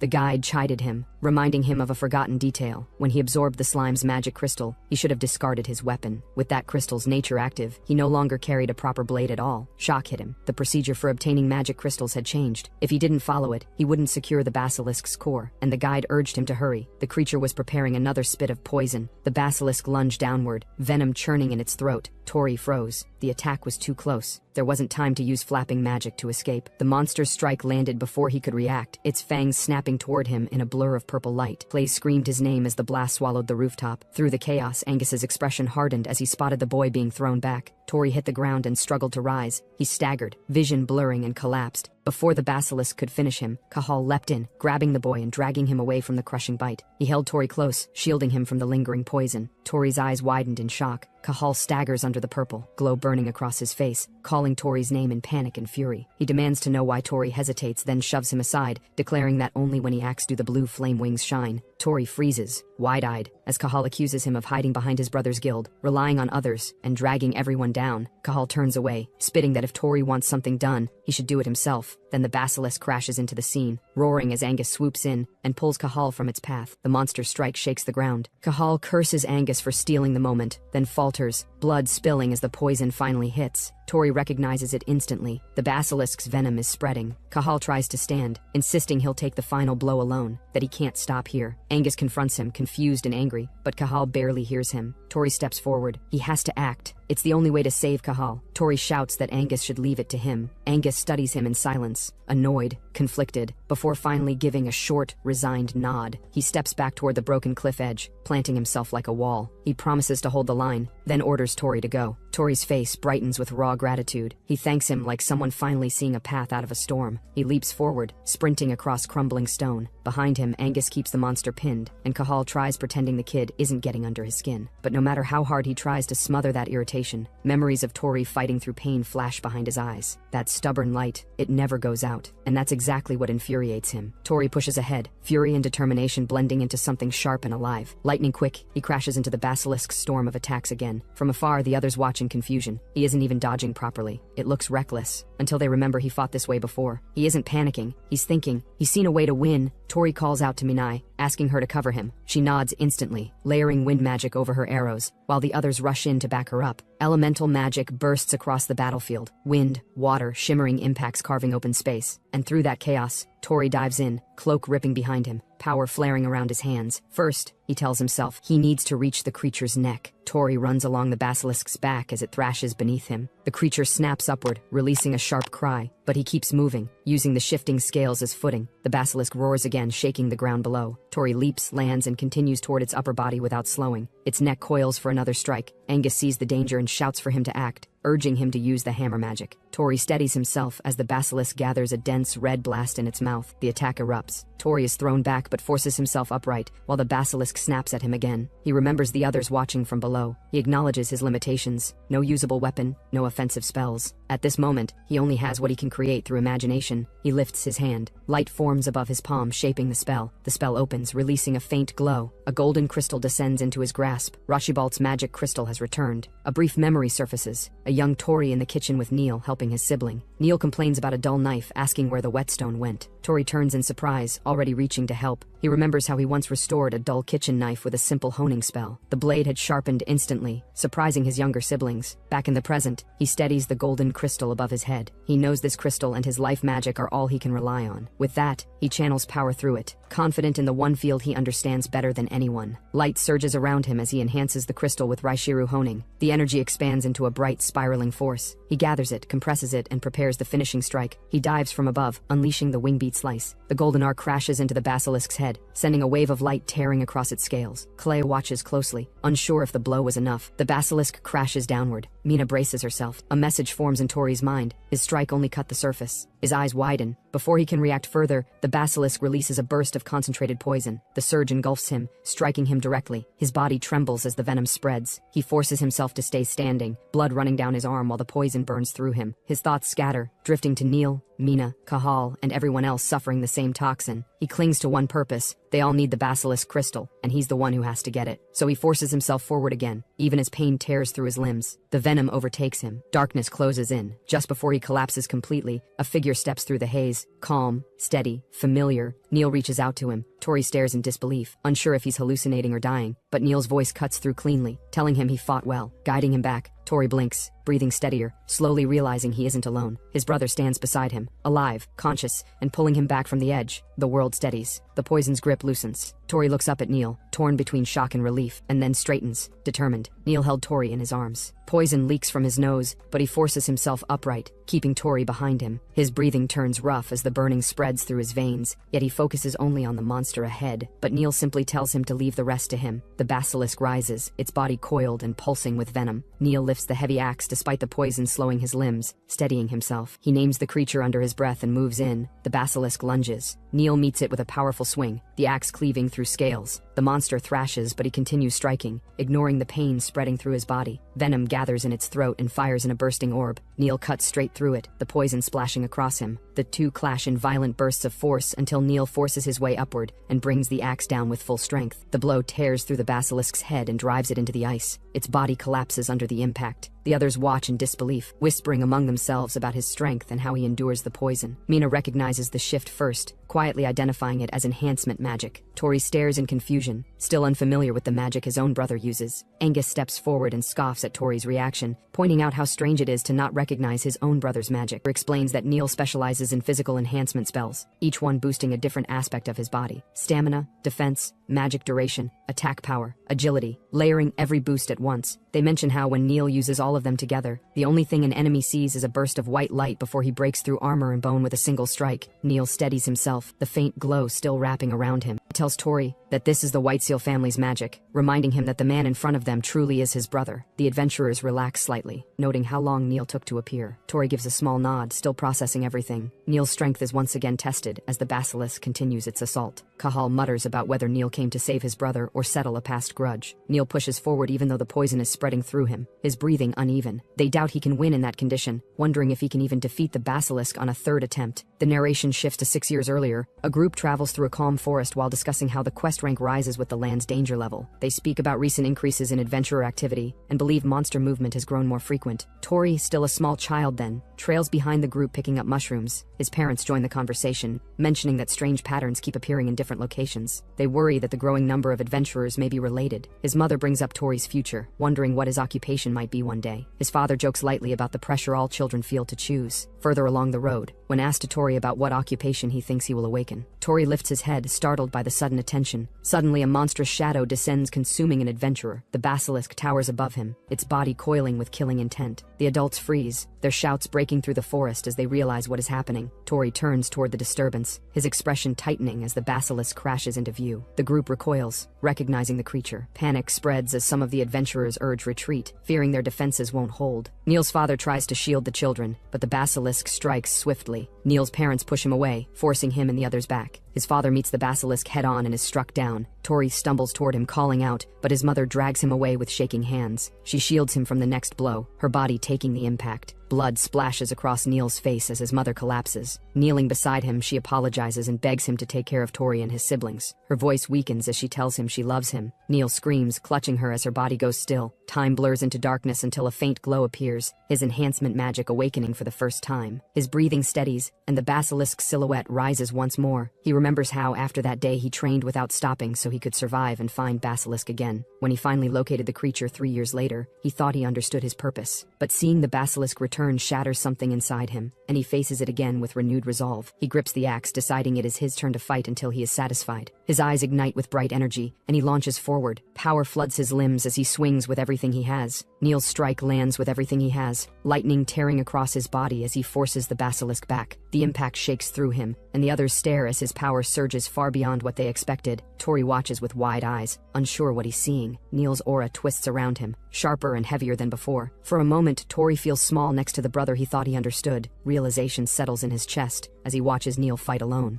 His brother's strength, his recklessness, and the weight he carries become painfully clear. Neil pushes through the poison in his veins, refusing to fall. Every movement is driven by something deeper than instinct. Tori finally understands that Neil isn't only fighting the monster, he's fighting the memory burned into him 3 years ago. Another adventurer glances at Tori and mutters that the boy's condition isn't just poison. Neil's rage is eating at him, pushing him past his limits. Even now, he hides what that day did to him. Tori's breath trembles as he hears that Neil never wanted him to know. The truth behind his brother's hatred cuts deeper than he expected. Before Tori can respond, a sudden blow knocks him aside. Cahal came in to shield him, insisting that Tori shouldn't end up like Neil, driven into a mindless charge. Whereas Angus reminded himself, remembering he owes Neil for saving his life 3 years ago, he decides to repay that debt now and hurls himself into battle with renewed determination. Tori watches him leap forward, carrying his massive weapon straight toward the raging basilisk. The ground shakes as he throws himself into the path Neil had taken alone. Tori barely processes it when the book calls out to him, saying, there is something Tori must be given, because the basilisk has barely taken real damage while Neil is already reaching his limit. Tori's eyes widen as the truth sinks in. Neil's magic burns violently, eating away at his own life to sustain its power. The radiance around him flares unnaturally bright, light born from someone on the brink of death. The book's pages reveal more. If Neil continues like this, he won't survive. Tori's own spirit begins to tremble as the figure warns that his weakness has forced someone else to stand in harm's way. The book explains that, as a rare exception, Tori will be granted another step forward, but taking it will change him, leaving him no longer the same person when he returns. Before Tori can respond, Cahal calls out to him from behind, but he didn't listen. He refuses to let Neil die. He tells himself he will be the one to save him and pushes forward. On the battlefield, the basilisk lashes out in a blood-red frenzy. Neil's ally Angus slams into the beast with all his strength, but even his enhanced blows barely make a dent. The creature's scales regenerate immediately, and frustration twists across his face. He curses under his breath, trying to evade the monster, but even he senses Neil's condition worsening. Neil staggers, the poison already clouding his mind, as the toxic haze erodes his focus. A heavy heartbeat pounds in Neil's chest, louder and slower with each passing moment. He clings to consciousness, begging for a little more time. His parents' final moments echo through his thoughts as he forces the magic to stay alive. Lightning erupts around him again as he drives himself past the edge, determined to push forward no matter the cost. The force threatening to tear him apart is met with the weight of Neil's hand, grounding him. Tori surges forward through the roaring current, refusing to stop. The two brothers collide with the masked figure mid-air as Neil shouts for him, but Tori pushes onward, determined to stand beside him. Neil tries to hold him back, but Tori insists he won't let him fight alone. Neil's exhausted eyes widen as Tori declares that the beast belongs to both of them. The toxic blood on Neil's face twitches as he listens, and a faint smile cuts through his worn expression. Tori promises they'll go home together, greeting the next sunrise with Liam and Sasha. Neil finally understands. His mother's final request, that someone look after Tori, rises in his thoughts. It was never revenge that kept him moving. It was the desire to carry their lives forward. He asks himself if dying here would only force Tori to inherit the same burden. The hesitation breaks through his anger. He steadies his breath, and when Tori reaches him again, he chooses to fight beside him. They strike together, blades and fists driving into the basilisk's gaping jaws. The others watch in sharp fear as the beast begins to swallow them whole. Panic hits the group as the basilisk's maw closes around both brothers. Then a spell ignites behind them. A burst of violet power forms in Cahal's hands as she hurls gravity magic toward the monster. The gravity spell slams down over the basilisk, pulling the creature into a crushing vortex of violet force. Its body strains against the pressure, roaring as the spell tightens around it. Mina and the others recognize the caster and call out in surprise. Cahal steps forward, pouring his strength into the spell despite the backlash tearing at his arms. Angus shouts in relief at his timing, while Cahal dismisses the praise, insisting he has his own duty to uphold. The ground cracks beneath him as he channels everything into holding the monster still. Neil and Tori are thrown upward by the backlash. Both of them twist mid-air, their bodies battered but still burning with lightning. Their allies cry out their names in fear as the force pulls them toward the basilisk again. Tori steadies himself, forcing the spell inside him to respond. He advances to the next step of the power he awakened, pushing his life magic outward. With his hands shaking, he pours the enhancement directly into Neil. Lightning snaps violently as Neil's body responds. His eyes sharpen, flames surging along his limbs as Tori's magic reinforces the strength he has left. Tori's voice breaks, but his resolve doesn't. He opens the next layer of the spell, honing magic, sharpening Neil's power to its limit. Together, they rise through a burst of golden light. They scream with everything they have and drive the enhanced strike downward. The basilisk's armor cracks violently as the combined blow tears through its skull. Both brothers fall back as the creature collapses, shaking the valley with its final impact. The group watches in stunned silence before one of them finally speaks. Realizing the monster is dead, another whispers that Neil finally succeeded. Tori collapses to one knee, breathing heavily. The others stare at him. This boy who, until moments ago, could only use simple daily life magic. Cahal's exhausted gaze drops to him. He remembers how Tori always interfered, always slowed them down, always smiled even when everything hurt. Scenes from their journey flash through his mind. The annoyance, the worry, and the stubborn warmth Tori never lost. While coming back from his memories, he watches in disbelief as the two stand over the corpse of the monster they all struggled against. Cahal calls them fools, though a tired relief softens his expression. Tori's lifts his head, breath uneven but proud that they succeeded. Neil gives a faint nod, grateful in a way he can't voice. Before Tori can fully recover, Neil suddenly sways. The toxin in his bloodstream pulls him down, and he collapses. Panic flashes through the group as Tori holds him upright. Blood trails down Neil's hand, the poison spreading faster. Tori realizes the potions are running out. Someone shouts to find the magic stone crystal forming inside the basilisk's remains, and Tori forces himself to move. He sprints toward the severed neck where the crystal should be forming. The explanation echoes in Tori's mind as the book started explaining. Normally the stone crystallizes through the usual procedure, but this time it fused with both brothers' magic. Tori's daily life spellwork and Neil's enhancement magic mixed into a single formation. Tori pushes deeper into the torn flesh. The narrow space tightens around him as he crawls through, desperate to reach the forming core. A sudden glimmer stops him. The crystal solidifies in front of him, glowing with a deep violet shine. He lifts it with both hands, stunned by the weight and brightness. The others stare as he holds up a crystal, more than twice the normal size. Clegg calls out, and Tori answers that they finally have it. Tori hands it off as Clegg prepares the blade, crushes the crystal, knowing the antidote depends on it. The shards scatter as the magic disperses. Tori looks at the broken fragments as the book sound echoed in head saying, "Yeah, the crystal they worked for is gone, but for Tori lives matter more." As the mixture begins, Tori and the others hover anxiously. Angus asks for an update while the Clegg focuses on combining the ingredients. The basilisk's stone powder, kelpie whiskers, and the medicinal root are set beside the crystal dust. He adds a herb extract next, muttering that the flames consumed more materials than expected. Tori, still trembling, offers his own daily life magic to help heat the mixture. A weak spark forms in his palms, but the flame fizzles out just as quickly. His mana is nearly gone. Angus sighs, tossing him flint and steel, forcing him to try again the old-fashioned way. Tori apologizes and strikes until a fire finally catches beneath the ingredients. Clegg channels alchemy magic with practiced control, drawing the separate materials upward in swirling streams. Energies crackle in shifting colors, gathering above him before compressing into the small vial he holds ready. Light flashes. The liquid inside settles into a pale, glowing antidote. They wait in strained silence. Neil's breathing grows weaker, his skin mottled with darkening spots. The alchemist studies the vial, then gives a short nod. Tori steadies Neil's head while the antidote is poured into his mouth. Moments later, Neil convulses and coughs violently, forcing the poison out in a sudden surge. His breath slows, the tension leaving his face. The blotches on his skin begin to fade. Tori stares at him, wide-eyed with relief, barely believing it worked. Neil's life, finally, pulls back from the edge. Clegg held Neil close as the last of the violet fumes drifted from Neil's mouth. The alchemist,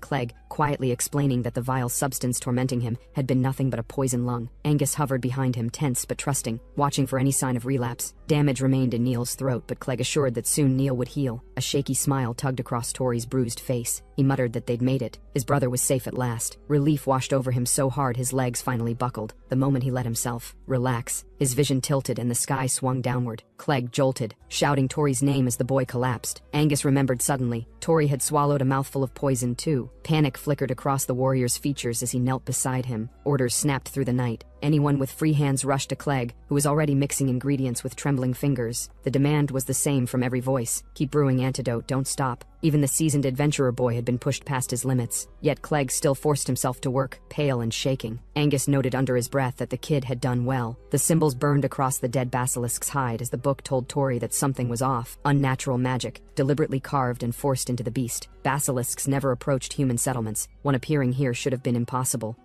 Perhaps some greater force was beginning to stir. By morning, life in the nearby settlement carried on as usual. Merchants argued, villagers bustled, and sunlight washed the streets clean of the previous night's dread. And Clegg, cloak fluttering in the wind, walked through the market square toward the clinic. Another long day waiting ahead of him. Inside, the clinic staff, who looked like a priest, praised Clegg's antidote, relieved that everyone poisoned by the basilisk was already recovering without side effects. Clegg accepted the news with a quiet nod, while the priest insisted the medicine required more than knowledge alone. He praised Clegg's talent, surprised that someone who had only recently joined the Whitebreaker Spear could produce something so refined. When asked who taught him alchemy, Clegg explained that someone had shown him the basics, and everything after that he learned on his own. The priest seemed intrigued, but Clegg shifted the topic, asking about Tori and the others. The healer hesitated before explaining their situation, and Clegg's expression tightened slightly. Outside, the settlement celebrated. Tankards clashed together as adventurers shouted their cheers. Cahal proudly retold the moment his gravity magic landed, earning loud applause and wild laughter. Angus wrapped an arm around him, boasting how impressive he'd been, while Cahal snapped irritably, tired of being called Angus's younger brother. Soon the two were bickering again, and Clegg stepped in, irritated that they had dragged half-recovered patients out for a drinking party. Angus waved off the complaint, claiming they always rewarded themselves after subjugations and that the association's reward was reason enough to celebrate, even if it amounted to little more than a single gold coin each. Clegg's irritation deepened when he realized every guild in town had joined the fight, making the payout far smaller than expected.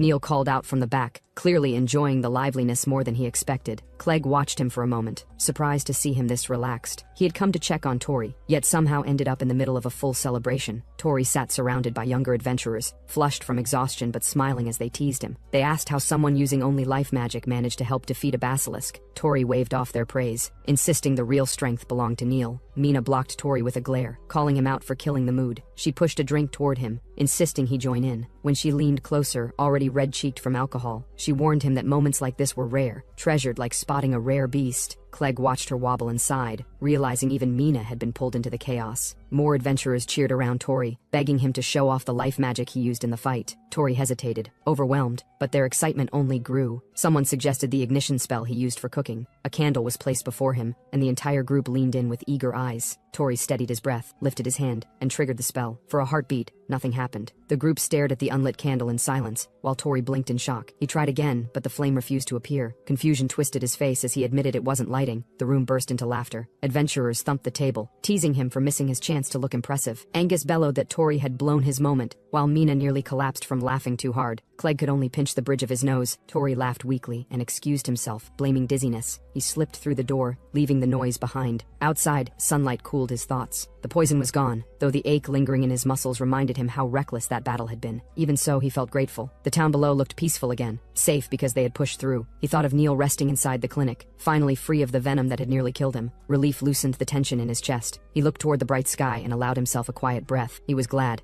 he'd given everything he had. He thanked quietly the book whose name is Hige, grateful that the book had supported him through everything. When he opened it, a ridiculous doodle greeted him. The book dismissed his gratitude, insisting payment mattered more. Hige's sudden voice startled him, as it always did, making him nearly drop the book. Confusion spilled out of him as he questioned the idea of payment. Hige was just a book. What more could it want? And more importantly, why had his life magic suddenly stopped working? The failed ignition spell gnawed at him. Hige explained that reaching the fourth step had changed how his magic activated. The construction he used to form internally now needed to be shaped outside his body. He had to cast as if drawing a magic circle in the air. Tori hesitated but tried it. Light traced from his fingertip, forming an arc of fire that hummed around him. Heat surged outward, far stronger than before, and the spell erupted with violent force. The street shook as flames roared past him, smashing into the ground below. Hige vanished from the blast with a puff of smoke, only to reappear in the drifting embers. Tori stared at the power spiraling around him, unsettled by how drastically it had grown. Hige reminded him that the shift in control changed everything, and his body had strengthened from the battle as well. It nudged him to acknowledge how impressive the progression was. Then the book made its demand clear. If Tori wanted answers, if he wanted to meet the being behind the book, he needed to come find it. That would be the payment. Scene shifts at the home. Tori heard Sasha calling him from outside. She rushed toward him and jumped onto him, knocking both of them onto the bed while announcing that Brother Liam said breakfast was ready. Tori stepped out from behind the curtain, greeting them and admitting he had overslept. Liam asked Sasha to wake Brother Neil as breakfast is ready. When Neil arrived to the kitchen, he apologized for making Liam cook again. Tori agreed to help, and Liam reminded him to pick up spices if he went into town and asked if they were hunting monsters today. Tori answered, and Neil entered, complimenting the breakfast while Sasha focused only on the food. They sat together and thanked for the meal. After all their ordinary days had returned, Neil recovered quickly, and Sasha and Liam were so cheerful that each day felt bright again. Watching them, Tori recalled that he used to dream of a day like this. He repeated to himself that he had prayed for this kind of happiness every single day. While eating, Tori recalled the memory of his when Hige asked him to come and meet, calling that the payment. Tori reacted with confusion. Hige added that his real body existed somewhere in this world. Tori questioned it, asking if he was human. Hige continued, telling Tori that if he wanted to be an adventurer, he should find him and search while collecting magic crystals, and then wished him good night. Tori tried calling out, demanding to know where he was and what he meant by along the way. Suddenly, the grimoire released a violet glow. The basilisk's data appeared inside its magic stone section. The entry described a purple stone that generated steel scale magic and listed a selling price between 600,000 and 720,000. Tori noted that rarity A was impressive and that the price was extreme. He muttered that Hige was as selfish as ever, then paused as the thought settled. Hige was a real person. Tori reflected that he had assumed Hige was only a spirit inside the book, yet Hige had taught him, someone he barely knew, how to obtain magic crystals. Hige had shown him how to grow stronger. Tori recalled lifting a massive basilisk crystal, realizing how far he had come. He wondered what kind of person Hige truly was. He admitted to himself that he wanted to meet him. A week later, construction workers shouted instructions as Tori walked through the busy site. He thought about selling the magic stones, but the exchange post was still in ruins, making it impossible for now. He had the stone but no money. Hige had not appeared since then, leaving him feeling stuck. He wanted to meet Hige, but the idea of leaving town alone felt impossible. Neil was still recovering, and Sasha and Liam were still kids. Even so, the wish to meet Hige remained. Tori felt certain the world held much he had yet to see. He sighed and admitted that he still could not decide on anything. As he walked under the bright sky, a sudden sound stopped him, and he stopped with a sharp gasp. Tori spotted Neil practicing with a large axe amid broken stone. Wind spiraled around Neil as he swung the weapon with controlled strength. He launched forward, cleaving the air, then drove the axe down and sent debris flying. Neil continued his movements, finishing with a forceful strike that split the ground. Tori watched in silence, impressed by the power behind each swing. Neil paused when he noticed Tori standing nearby. Tori approached. Neil greeted him and asked about the exchange post. Tori explained that the area had taken heavy damage. Neil concluded they would need to hunt and stockpile magic stones for a while. Tori immediately volunteered to go. Neil refused, saying it would be good rehabilitation for him. His body had fully healed, and he wanted to rejoin the guild soon. He added that he planned to train that day to get back in shape. Tori asked if Neil could train him as well. Neil hesitated. Tori said he felt rusty, wanted to move around, and wanted to see how much stronger he had become. Neil considered the request, then agreed. Moments later, the started fight so Tori can understand how far he have come. He rushed in with his wooden staff, striking with all his strength. Neil blocked his attacks with calm precision and countered with a clean swing of his axe, forcing Tori back. Neil remarked that Tori's wounds had fully healed. Tori answered confidently and attacked again, but Neil deflected him with effortless movements. Their weapons clashed repeatedly as Neil outmaneuvered him at every turn. Tori tried to adjust his footing and pressed forward, yet Neil read every strike. Neil's counterattack shook the ground, and Tori barely managed to brace himself. Tori realized he couldn't touch him. Every movement Tori made was predicted. Doubt formed in Tori's mind. He wondered if someone like him could survive outside. He questioned if someone this weak could win at all. If he couldn't, he considered giving up. Neil called his name, and then Neil launched a burst of force that pushed Tori back. Tori steadied himself. Neil watched him and asked if he was overthinking something pointless again. He added that he didn't know what was troubling Tori, but said Tori would never make his first step if his heart wasn't in it. Neil told him it was fine to be lost and that he should stop hiding things. He said Tori needed to move forward with everything he had. Tori listened in silence, whereas Neil asked Tori to show all his strength. Tori watched him, quietly admitting that Neil was incredible and could read everything from a short exchange. Tori added that he didn't want to keep anything hidden anymore. Neil glanced at him, surprised. Tori looked down at the necklace, explaining that the necklace, his first link to magic and method to meet High J, had originally been Neil's gift, and that maybe Neil could have been the one to find the book instead. He then asked if Neil would listen to everything. When Tori said there was much he needed to tell, Neil gave a simple nod and agreed. So Tori told him everything: the book he found in the cave, how to get magic crystals, the magic that used them, and the message telling him to come and meet Hedge. He also admitted he didn't know where Hedge actually was. Neil listened silently without interrupting. After hearing it all, Neil finally responded that the world was full of strange things. He added that he'd never known the magic necklace had that kind of power. Then he said it was troublesome that Hedge told Tori to find him without saying where. Tori agreed and said Hedge sounded arrogant, calling him selfish and overbearing. Neil then asked Tori to take out the book. Tori agreed and said here. Neil tried to look and admitted he couldn't see anything. Tori confirmed that meant only he was able to see and read it. Suddenly Neil attacked at the book, assuming it was in Tori's hand. Tori stepped back in surprise as energy moved around him. Neil said something was definitely there. The book opened by itself. The mustached figure Hyge appeared on the page. He commented on the potent mana and said he had woken him up. Tori shouted Hyge's name. Neil watched quietly. Hedge questioned why Tori was still in the town. Tori yelled that Hedge was selfish and said he never agreed to go. Neil told Tori he should go. Tori looked at him, confused. Neil explained that Tori hesitated because he wanted to meet Hedge. Neil added that it wasn't as if Tori couldn't go. Neil told Tori that if he called himself an adventurer, then he should take the first step. Tori repeated the word to himself. Hedge said his guardian had already given approval and asked if that wasn't good news. Tori responded awkwardly, trying to explain, but then sensed something and froze. A sudden strike came down as Neil attacked. Tori reacted in shock and dodged. Tori tried to steady himself, while Hyge's voice simply commented in interest. Tori questioned what was happening. Neil stated he would be Tori's opponent until Tori's hesitation was gone. Tori stared, wide-eyed. Neil continued, saying the outside world wasn't only filled with strong monsters. Tori would meet humans who stood against him as well. Neil told Tori to think of this as a farewell gift. Everything he had. He called for Tori to come at him with everything he had too. Tori listened as Neil told him to show his first step. Hedge let out a pleased laugh. It added that if Tori couldn't even beat his own big brother, his journey would end before it began. Tori shouted in confusion, unable to understand what that was supposed to mean. Neil didn't give him time. Strike after strike descended, faster, heavier, merciless. Tori could only dodge, skid, and gasp for air. When he finally tried to counter, Neil cut through the attempt with casual precision. Tori yelled in frustration, asking if Neil was even still recovering. Neil dismissed it, noting instead how much Tori's life magic had surged, likely from Hedge, and then he charged again. Anger and desperation blended until Tori shouted Neil's name, unleashing everything left inside him. Hedge answered, storage magic cracking open, a magic stone dropping into his hand. He activated vine magic, green energy bursting outward as roots surged toward Neil with all the strength he could muster. After completely blocking Tori's attack, Neil pointed out if it was all Tori's real strength. Tori laughed and said now he will not hold back anymore, and show his brother Neil everything he's got. Sasha rushed in, calling out that Tori and Neil were fighting. Liam looked alarmed, holding what he had been carrying. Sasha followed and pointed ahead, telling him to look. The impact from the fight echoed through the clearing as Tori was sent flying, his body twisting before hitting the ground. Neil stepped forward without hesitation. Tori forced himself up. Neil watched him closely, reading his movements. Nearby, Liam stared in silence. He said they were probably fine and that it was likely something necessary. Sasha repeated the word unsure. Liam recalled that when Tori talked about becoming an adventurer, Neil had acted the same way back then. He added that Neil had also gone through this before. Sasha suddenly grabbed Liam and questioned what he was doing. Back at the fight, Tori steadied his breathing. Whenever something new began, there was always a wall higher than oneself. He raised Hidge in his hand. Hidge noted that Tori could not see the opportunity yet and asked if he wanted advice. Tori rejected it immediately, insisting he was fine and that he had to do this with his own strength. He admitted that if he lost here, he felt he would not be able to do anything later. Tori decided to put everything into this. He gathered power into his hand and focused all of it on Neil. Storage magic activated. A purple crystal formed in midair. The release followed. The basilisk's magic stone appeared, pouring power into Tori's body. Another surge followed as the magic of steel scale activated. Power surged around Tori as purple energy wrapped his right arm. Aiga's magic responded, shaping itself through his body. Scales formed over his arm as the basilisk's power manifested. Tori launched forward, driving the reinforced strike downward. The impact tore through the ground as Neil met it head-on, blocking with his axe. The collision sent shockwaves outward. Neil reacted sharply, recognizing the magic stone's power. Tori was pushed back, skidding across the ground while still gripping the crystal. Tori steadied himself and pressed forward again. He gathered his strength and charged, closing the distance in a straight line. Neil vanished from Tori's sight. The axe descended from above. Tori barely reacted in time, dropping low as the blade carved through the air where he stood moments earlier. The ground shattered behind him. Tori rose amid the debris, breathing heavily. He acknowledged the result. He could not win against Neil. Neil stood firm, uninjured, watching closely. Tori muttered in frustration as his strength faltered. He sensed movement behind him and turned. Neil spoke calmly, stating that Tori had grown stronger. Tori froze, looking up at his brother in disbelief. Neil explained that the difference between them was experience. He added that if Tori could master magic stone power, the outcome of their match would have been uncertain. He noted that it was impressive Tori managed to block his axe, and said that, with this, he could send Tori off feeling reassured. Neil told Tori to go and said he should see the outside world. Tori turned back, holding the magic stone and Hidge. Neil continued, saying Tori should no longer be seen only as his little brother, but as a full-fledged man. He stated that Tori had the potential to become the strongest adventurer. Tori stood still, absorbing the words. Hidge stirred in his hands, commenting on receiving his older brother's approval. Tori admitted that he did not know anything about traveling, and did not even know where to start with preparations. He added that Sasha and Liam were still young, and that Neil had only just recovered from the basilisk's poison. He said he did not want to cause trouble by leaving and doing everything alone. Tori clenched his fist as the thought lingered. A sudden interruption came from behind. Liam told him they would be fine. He said they could manage chores using life magic that Tori had taught them. He added that Neil would earn the money, since he was training again. Sasha jumped in excitedly, saying she could use ignition magic now as well. Liam smiled and asked Tori to tell them stories about his adventures when he came back. Tori turned sharply, calling out Liam's name, then Sasha's. His voice faltered as hesitation surfaced. He tried to continue but stopped midway. Liam looked at him in confusion. Tori admitted he did not know where he should go, questioning whether he could leave town with that kind of uncertainty. Liam reacted in disbelief, pointing out that Tori had been worrying only about that. Tori denied it at first, then admitted his biggest concern was his family. He added that he could not leave on a journey without a plan. Neil stepped in, reminding him that the book had mentioned collecting magic stones. Tori added that the bearded man often spoke based on scattered ideas. Neil then gave a clear direction. He told Tori to go to the royal capital, Leorga. Tori repeated the name, processing it. Neil reminded him that the person who gave Tori the necklace had said they came from Leorga, and that Tori should start by looking for clues there. Tori lowered his gaze to the necklace, recalling it. He struggled to remember the adventurer's name who had given it to Neil. Hidge examined the book and identified the necklace as interference magic. Tori repeated the term, unfamiliar with it. Hidge explained that the owner likely did not want their identity to be known, and that such magic existed. He added that even he did not know anything about the necklace's owner. Tori focused on the necklace while holding Hidge, considering the possibility that if he could determine the origin of the magic stone embedded in it, he might get closer to the bearded man's location. Hidge confirmed that this would narrow things down. Tori processed the idea in silence, then let out a short breath. Tori made his decision. He stated that he would go to the royal capital, Leorga. He announced that he was leaving and that he would meet the bearded man there. Time passed. Tori arrived in the village and stood in the streets, calling out for Angus. He shouted his name repeatedly, saying he could not find him even after searching the entire town. A reaction came from nearby. Clegg appeared, irritated by the noise and telling Tori to lower his voice. Tori rushed toward him, saying he had been looking for Angus the entire time. Again, Clegg commented on Tori being loud. Tori explained that his brother Neil had told him to ask Angus about various things because he was planning to go on a journey. Clegg paused, repeating the word journey. Tori clarified that he was a traveling mage and that he was setting out to find a soul stone as a solo adventurer. He added that Angus had traveled all over the world before founding the White Rupture Spear, so he wanted to ask about preparations. Clegg acknowledged this, saying that was what people said about him. Before Clegg could continue, Angus suddenly appeared in front of them. He raised a heavy lid and shouted for not to reveal anything. Tori froze in place as the interruption cut off the conversation. Then Angus explained that Neil had asked him to train Tori in searching for people. He remembers when he was talking to Neil. Neil revealed that Tori's power was not normal magic, but something mediated through a magic stone that ordinary stones could not replicate. That level of power, Angus noted, would inevitably draw the attention of the kingdom. Neil stated that the magic was far too great to remain confined to a small town. Someone influenced by Tori's power had already initiated talk of a journey, and the kingdom intended to act on that development. Allowing the power to leave before rumors spread was a deliberate choice. Angus acknowledged Neil's judgment, calling him a thoughtful brother, and implied that letting Tori leave now was the safest option. Angus asked directly what was being asked of him. Back at the present, Angus hesitated, admitting that he had expected to ask for a simpler favor. For that, Tori apologized. Angus reacted, blaming the situation on information being revealed too early. While Clegg stated that he also had business with Angus, Clegg explained that he intended to travel with Tori and submit a report at the same time. He stated clearly that he was going on a journey with Tori. Tori froze, unable to respond immediately. Angus reacted in confusion as well. The announcement spread instantly as Cahal raised his voices, repeating the words about a journey. The crowd reacted at once, their attention fixed on Tori. Time passed. Leaves drifted through the air as preparations were completed. Outside the building, people gathered to see Tori off. Angus asked whether he had forgotten anything. Tori replied that everything was prepared. Angus confirmed that Tori had the travel handbook he had been given. Tori raised it, confirming it was ready. As they began to move, Tori asked whether it was truly fine for Clegg to leave town, mentioning his brother's condition. Clegg answered that his brother had fully recovered thanks to the basilisk's magic stone. Clegg acknowledged the help and stated that he owed his thanks. Tori responded that it was fine but paused, thinking. On the pathway, Mina added that Tori's brothers and sisters would be looked after by the town's guild, so there was nothing to worry about. She told Tori to enjoy the journey ahead. Tori asked for forgiveness on that. Mina stated that sometimes a simple thanks is enough. Tori apologized to her, calling her by name. Mina replied calmly that she meant it. Tori thanked her sincerely. Tori pointed out that the gratitude should really be directed toward Mina. Clegg agreed and said he would transfer his brother's living expenses from the guild's savings every month. Mina said goodbye to Tori, acknowledging that he had helped a lot. The group began to part ways as leaves drifted through the air. Suddenly, Shasha ran toward Tori and grabbed his arm, calling him brother. She smiled brightly and handed him an object wrapped in straw. The item revealed itself as an amulet. Tori looked at it in confusion. She explained it was from Sasha, brother Neil, and brother Liam, meant to ensure Tori would never feel alone. Tori accepted it and stood silently for a moment. He knelt and promised he would return after traveling the world. Shasha smiles hearing this. Tori added that when he will return, he'd tell amazing travel stories to Shasha and Liam. Liam smiled and said he would wait. They linked fingers, sealing the promise. Tori swore he would not break it. Nearby, Angus turned away, wiping his tears, whereas Neil muttered for Angus not to cry more than he was. Angus added that having siblings was something precious. With that, Tori turned forward. He raised his hand high and declared that he was leaving. The group watched as he set off down the road, departing the town to begin his journey. Tori moved forward along the forest path, the necklace resting against his chest as leaves drifted past. His destination was to meet Hidge. A sudden presence emerged from the bushes. Tori turned as Cahal burst out, shouting and accusing him of deception. He mocked Tori as a weak life magic user, and declared that next time they met, he would expose Tori's magic as worthless. He identified himself as Cahal, claiming he had been startled. He continued ranting, saying he had planned to use Tori further, and cursed him for leaving on a journey. He warned that he would not forgive Tori, even if he returned crying. Cahal stepped in close, pointing at Tori's face. Tori stiffened, then nodded in response. Cahal scoffed, turned away, and shouted a final farewell before running off into the forest. Tori remained still, watching him disappear. A brief pause followed as he processed what had just happened. Clegg commented from beside him, questioning whether that was Cahal's way of encouragement. Tori reacted in confusion. Tori's expression settled as he turned forward again. He considered the situation and acknowledged that, if that was how things were, then he would have to do his best. The forest path stretched ahead. As they walked, Tori asked why Clegg had suddenly decided to travel with him, wondering if it was because he seemed vulnerable alone. Clegg answered that Tori would likely feel safer with him nearby. Tori listened, as Clegg said he had something he needed to look for and had already planned to leave the town. When asked what he was searching for, Clegg answered without hesitation that he was looking for his origin. Tori turned toward him, surprised, but before he could respond, a strange sensation brushed his awareness. He stopped, glancing back into the trees. Something felt wrong. He wondered if Cahal still had something he had not said. Clegg suddenly shouted, telling him to wait and not move. Tori turned in confusion, then froze as the feeling intensified. Both of them looked ahead as faint lights flickered between the trees. Tori stared into the darkened forest, realization forming as the presence grew clearer. Something was there, and it was definitely not Cahal. Something feels off, and he realizes that something is here. Tori suddenly shouts that it might be a monster, and Clegg says this one is a vampire monster suborn. He calls them vampiric, explaining that these guys do not just suck the blood of their prey, and that they are monsters that can share the magic power they obtain from the blood within the swarm. Tori is startled and blurts out that it is magic power sharing, then calls out to Clegg. Clegg explains that even if they suck Tori's magic power, it would be a negligible enhancement, but if his own blood is sucked, they will become 5 times stronger than they are now in attack. And then Tori asks him to please try hard not to get sucked. Tori comments that Clegg is amazing, and that he is like a monster encyclopedia, but gets snapped at for talking about that at a time like this. As the monsters close in, he clicks his tongue and prepares his items, calling out Slime's magic stone powder and Bright Worm's magic stone powder, then tells them to blend. He finishes by declaring it a luminescent potion. As the light spreads and the monsters are hit by the sudden glow, Tori wondered if those guys were weak to light, and Clegg confirmed they would be too dazzled to move. Clegg told him to hit them there. Tori started to say he saw light, then realized it was a battle and yelled for Hij. Hij reported that the opponents seemed to be Suvobrats, and said they would start right away, but Tori told him to wait. Tori admitted he knew it was bad after he came out, but asked if they could fight without borrowing Hyga's power this time. Hig responded with